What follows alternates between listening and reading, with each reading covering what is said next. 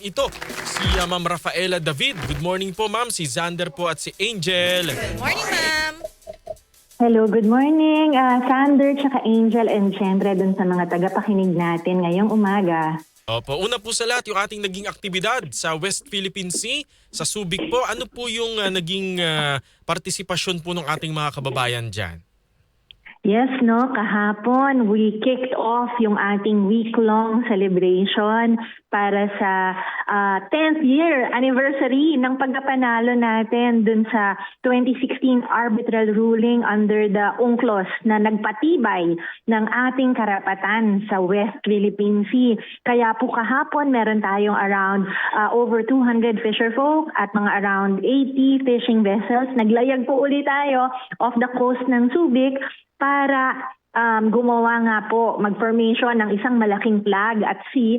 Nakasulat din ang West Philippine Sea, atin ito, para iparating yung mensahe natin na tayo ay naninindigan sa pagkapanalong ito at hindi dapat dinidisrespect ng isang superpower katulad ng China yung ating victory, landmark, historic victory under the UNCLOS. Opo, 10 years na pala ito, Ma'am Paeng, ano? Pero Oo. ramdam ba ng ating mga kababayan, especially yung mga mangingisda na andyan hinaharas, patuloy na binubuli ng China, ng mga Chinese Coast Guard, di ba? Meron pa, ano nila, yung barkong pandigma, di ba? Palaging umaaligid-aligid dyan. Po, sa isang banda, kita natin ang China ay hanggang ngayon, 10 taon na sinabi ng nakuha natin ng arbitral award, hindi pa rin nila nirerespeto at patuloy ang kanilang pag-occupy, pangaharas. Pero ang nakita po natin, patuloy din at mas lumalakas pa ang boses ng mga Pilipino na naninindigan laban sa China. Kasi po mga over 10 years ago, hindi nga po natin alam na nangyayari ito sa sarili nating karagatan. Pero ngayon, majority ng Filipinos ay nagsasabing dapat umalis ang China. At ang maganda po dyan, lumakas ang boses natin at mas marami pa pong ibang mga bansa ang nakakasama natin sa mga iba't ibang exercises to ensure na mas maging matibay yung ating pagdepensa sa ating karagatan. Opo. Ito naman hong National West Philippine Sea Victory Day. Ano po ito? Yung kahilingan po ng atin ito? Yes, that's right.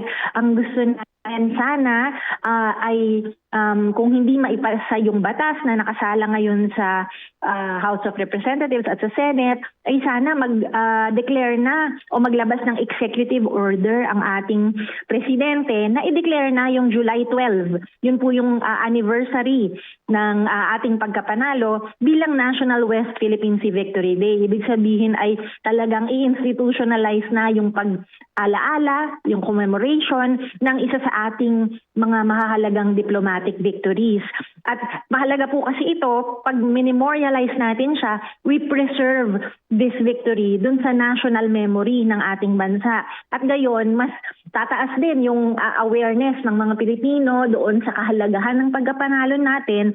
At ito po ay magiging sandata din nila sa panlaban sa fake news at disinformation. Lagi pong sinasabi ng China sa kanila daw yung kabuuan ng South China Sea, may 9-10 line daw sila. Pero yung pagkapanalo po natin ay sinabi na fictional, hindi totoo yung 9- o 10- line na yan at ang West Philippine Sea ay atin. So magagamit po ito ng mga kababayan natin panlaban sa fake news. Opo. Ma'am, ano po inaasahan nyo magiging tugon ni Pangulong Marcos ito nga sa inyong kahilingan na ideklara ang July 12 bilang National West Philippine Sea Victory Day?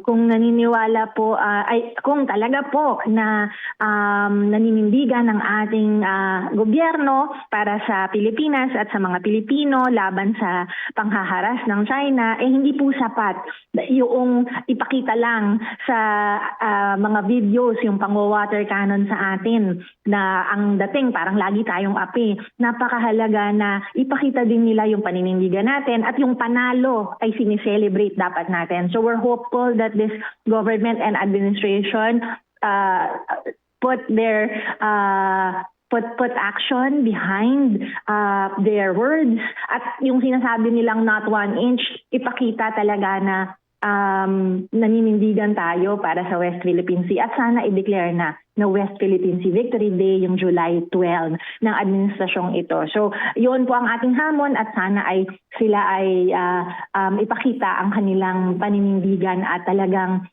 kabuuang resolba na protektahan ng ating West Philippine Sea at itaguyod yung pagkapanalo natin sa UNCLOS. Opo. At sa ibang paksa po, Kapaeng, ano ho ang reaksyon ng atin nito coalition at ng Akbayan Citizens Action Party dun po sa utos ng Sandigan Bayan na arestuhin po si Senador Rodante Marcoleta kaugnay po ng kasong plunder? Sana po ay harapin niya yung kaso kasi kung wala naman siyang tinatago, dapat harapin na niya at this is a welcome development kasi ibig sabihin ay kahit papano yung ilang pagpapanagot sa mga kurakot ay umaabante. Alam natin, simula pa lang dapat ito at naway wag tumakbo si Senator Marcoleta sa pananagutan. Harapin yung kaso kung wala naman siyang tinatago at patunayan na sila ay naninindigan din laban sa korupsyon. Opo, sa pag-uumpisa naman po ng impeachment trial mamaya ni Vice President Sara Duterte. Nako, oo nga, mahalagang araw ngayong July 6 kasi first day ng impeachment trial ni VP Sara Duterte. Ang worry namin baka gayahin niya yung tatay niya na hindi humaharap dun sa trial niya sa ICC. Tapos alam naman natin si VP Sara din ay iniimbita sa several hearings in the past. Hindi rin siya umaattend, laging absent. Ang hamon natin sana ay harapin niya yung trial, umattend siya at sagutin yung mga katanungan ng taong bayan. Opo. Maraming salamat po, Kapaeng, Ma'am Rafaela David. Thank you so much. Saulitin. Salamat, Sandrine Angel. Mabuhay po ang atin ito coalition. Si Ma'am Rafaela David po ang co-convener